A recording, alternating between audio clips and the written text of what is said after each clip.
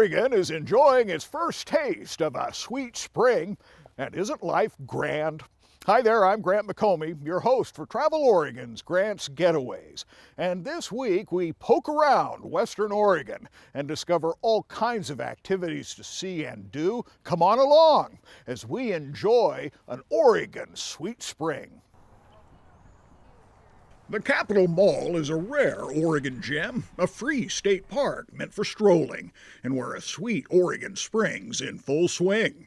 Well, this state park is largely landscape based, high detailed landscape. It's planted to have a good color throughout the year, starts in spring and goes on through the summer. And it's off to a stunning start as winter shakes off its gray shaded coat and pink tinged cherry blossoms steal the scene.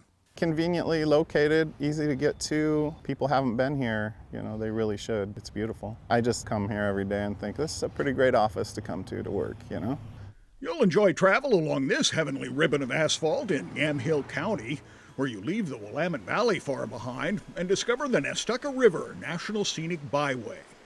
There are 4 campgrounds along the way. Dover offers a dozen sites tucked away in the forest, and a large covered picnic site to shelter a family gathering.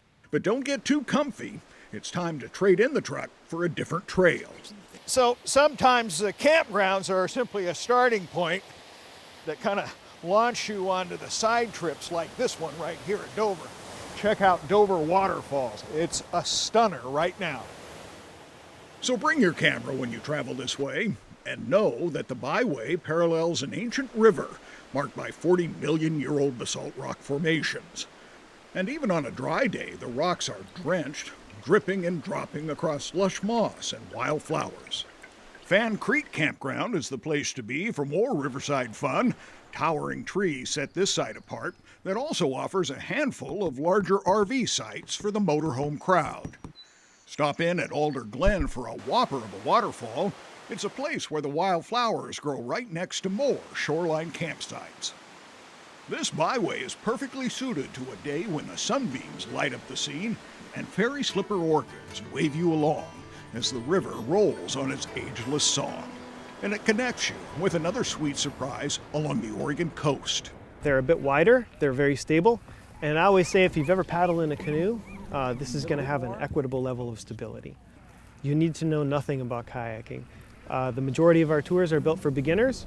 It's turn of tide on Netarts Bay, and I've come to paddle with friends on a day that's just too nice to believe. This is gorgeous out here, Mark.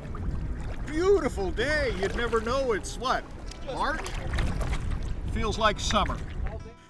At 2,700 acres, Netarts Bay is relatively small in size, with no major rivers but several small creeks feeding into it. Netarts Bay is one of the most pristine bays on the Oregon coast. It's a marine-dominated estuary.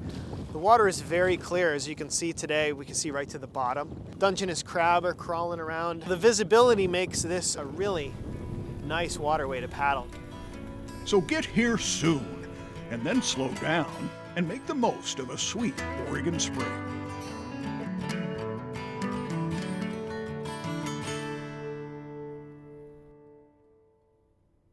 Something to keep in mind, if you're a newcomer to the world of flatwater kayaking, it's critical that you link up with an outfit like Kayak Tillamook. They have all the right equipment and the experience to make the trip worth your time. We have all the details, directions, and the contact information so you can make your own outdoor adventure right here on the Travel Oregon website, so be sure to check it out. Until next week, do get out here and explore the great Oregon outdoors, and let Travel Oregon be your guide. For Travel Oregon, I'm Grant McComey.